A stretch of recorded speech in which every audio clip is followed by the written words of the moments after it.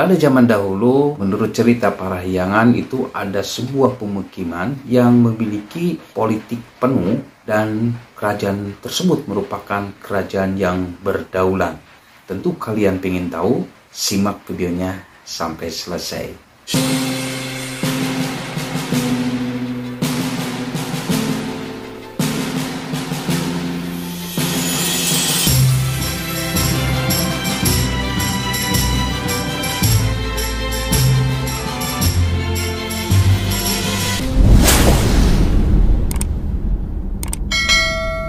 Welcome back to my channel Jejak SPT.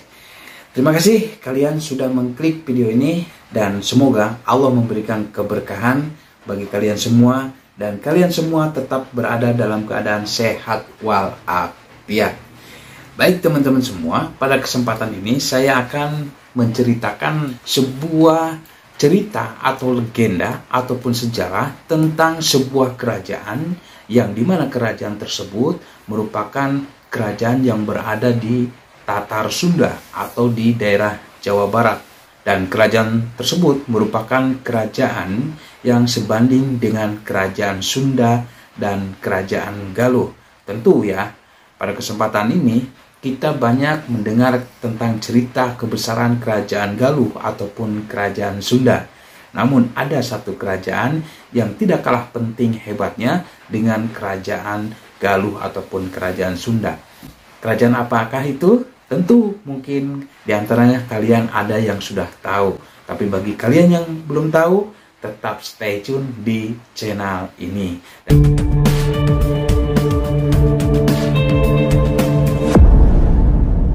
Baiklah ya teman-teman semua, bahwa kerajaan tersebut adalah kerajaan Kuningan. Tentunya bagi kita selaku orang Kuningan ini sangat membanggakan juga ya. Karena ternyata Kuningan itu merupakan sebuah kerajaan yang sangat besar ketika itu, bahkan sebanding dengan kerajaan Sunda ataupun kerajaan Galuh. Memang Kuningan sempat menjadi sebuah kerajaan yang bernama Saunggalah, dan ketika Kuningan itu dinamakan Saunggalah, maka kekuasaan kerajaan Kuningan itu sangat dahsyat sekali, sehingga seorang raja yang bernama Sanjaya yang menguasai kerajaan Galuh dan kerajaan Sunda merasa iri dengan adanya kerajaan Saunggalah yang berada di Kuningan. Namun sebelum adanya Saunggalah ini, tentunya di Kuningan itu sendiri sudah berdiri sebuah kerajaan yang bernama Kerajaan Kuningan, yang dimana pada kesempatan itu raja yang berada di Kuningan itu adalah Sang Pandawa atau Sang Wiragati, dan yang dikenal sekarang namanya adalah Ramajaksa Dipati Kusuma. Nah, ketika kerajaan Kuningan atau Saunggalah ini dipimpin seorang Demunawan, maka kekuasaan Saunggalah ini sangat luas sekali, sehingga Sanjaya yang merasa iri dengan keadaan Saunggalah ini, maka beliau berusaha untuk menaklukkan kerajaan-kerajaan yang sudah takluk di bawah kekuasaan kerajaan Saunggalah. Konon kerajaan Saunggalah itu berada di Salia, yaitu berada di sebuah kampung Salia yang merupakan kampung yang berada di desa Ciherang, kecamatan Nusa Herang, di daerah tentunya berada di wilayah Kabupaten Kuningan. Konon dikatakan bahwa kerajaan Kuningan itu, Saunggalah itu berada di Salia dan Arile. Arile itu berada di daerah Windu Herang.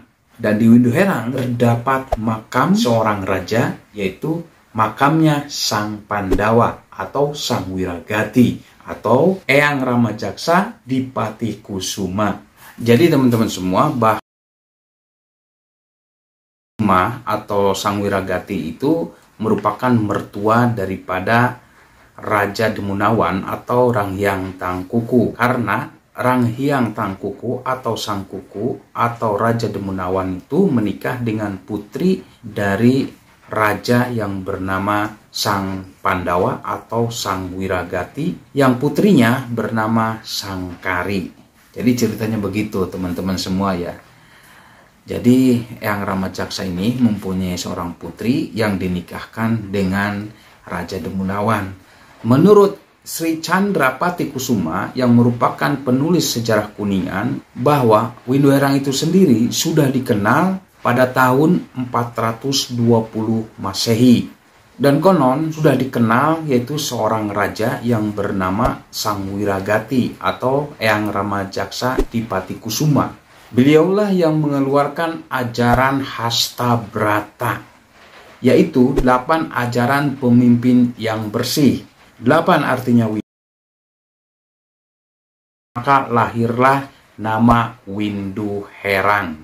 Jadi nama Windu Herang itu lahir karena ada ajaran Hasta Brata yang dibawakan oleh Sang Wiragati atau Sang Pandawa yang menjadi raja di kerajaan Kuningan. Ajaran Hasta Brata itu sendiri terdiri dari 8 watak atau 8 sifat. Di antaranya watak matahari, watak bulan, watak bintang, watak api, watak mega atau mendung, watak air, watak bumi, dan watak samudra. Maka dari situ lahirlah ajaran Danghyang Kuning. Dan ajaran itu diwariskan kepada menantunya yaitu Rahyang Tangkuku atau Sangkuku atau Demunawan. Sehingga dengan ajaran Danghyang Kuning ini, maka beliau menjadi raja yang dicintai oleh rakyatnya. Atau Demunawan, beliau menganut ajaran Danghyang Kuning kepada Sang Hyang Dharma, ajaran kitab suci, serta Sang Hyang Riksa atau 10 pedoman hidup. Sehingga dengan demikian masyarakat Kuningan merasa hidupnya aman dan tentram. Lalu 10 pedoman hidup itu diantaranya tidak membunuh makhluk hidup, tidak mencuri, tidak berdusta, tidak mabuk, tidak makan bukan waktunya, tidak menonton, menari, menyanyi, dan bermain musik, tidak mewah di dalam berbusana, tidak tidur di tempat yang empuk, dan tidak menerima. Itulah 10 pedoman hidup. Teman-teman semua, pada waktu itu di Kuningan itu dipegang oleh 3 tokoh triumvirat, yaitu 3 tokoh yang memegang kendali di dalam kerajaan di Kuningan. Pemerintahan tradisional Sunda Buhun, yaitu dipegang oleh 3 tokoh diantaranya Sang Wulan, Sang Tumanggal, dan Sang Pandawa. Sang Wulan yang merupakan sebagai Sang Rama yang bertindak selaku kepala adat. Sang Tumanggal merupakan Sang Resi selaku pemegang kepala agama. Sementara Sang Pandawa merupakan Sang Ratu sebagai kepala pemerintahan atau sebagai raja. Dengan demikian, maka Kuningan gemah ripah loh jenawi tata tentrem kertara harja, karena masing-masing dijalankan oleh orang-orang yang ahli di bidangnya. Ketika Sanjaya merebut kekuasaan Purbasora yang berada di Galuh, maka Sanjaya merasa dia itu sangat berkuasa dan sangat perkasa sekali, sehingga timbullah kesombongannya. Karena Sanjaya ketika itu, teman-teman semua, menguasai 2 kerajaan sekaligus.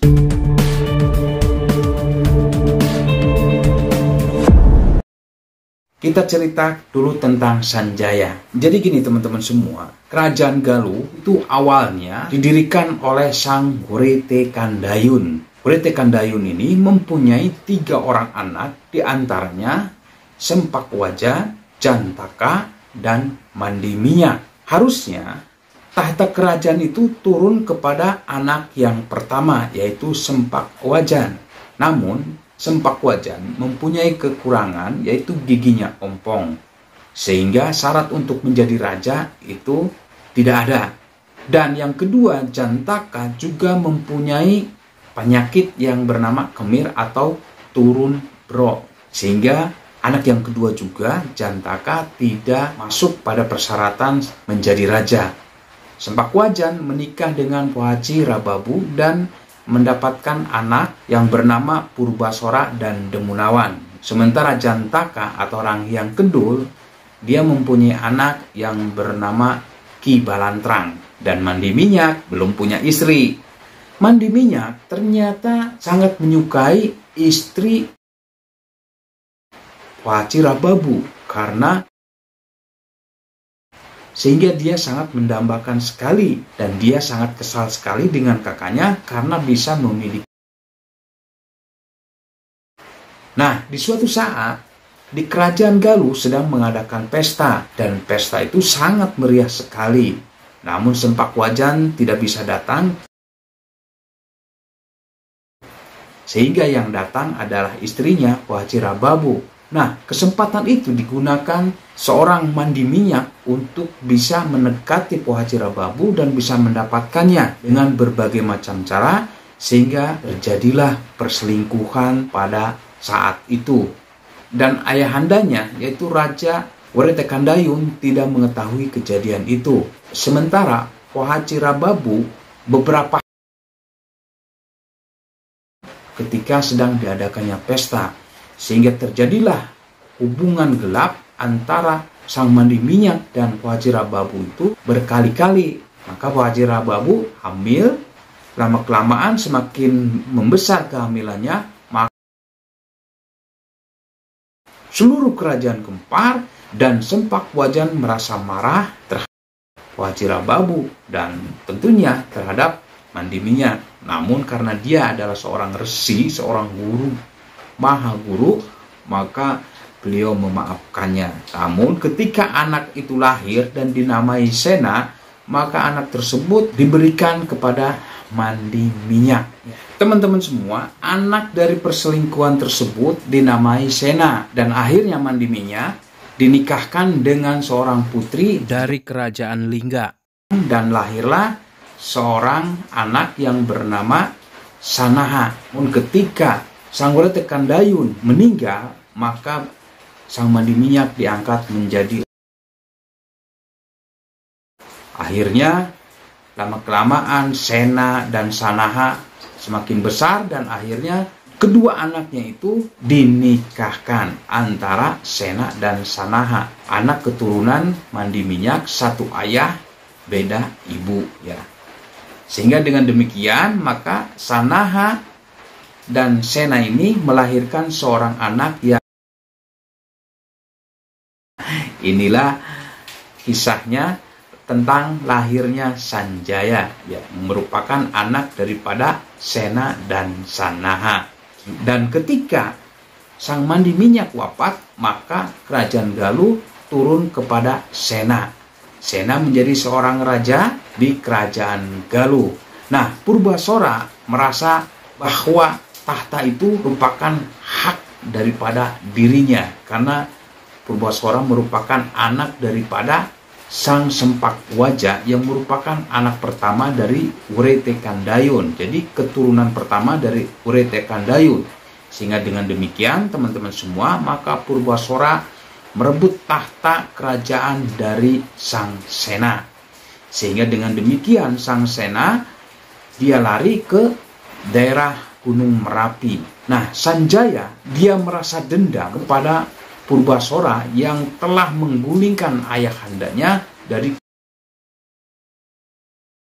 sehingga dia terus belajar tentang ilmu kanuragan, olah perang dan lain sebagainya untuk bisa membalaskan dendamnya kepada Sang Purbasora. Maka dari situlah dengan kekuatan yang didukung oleh kerajaan Sunda, maka Sanjaya mengkudeta Purbasora dan dibunuhnya Purbasora.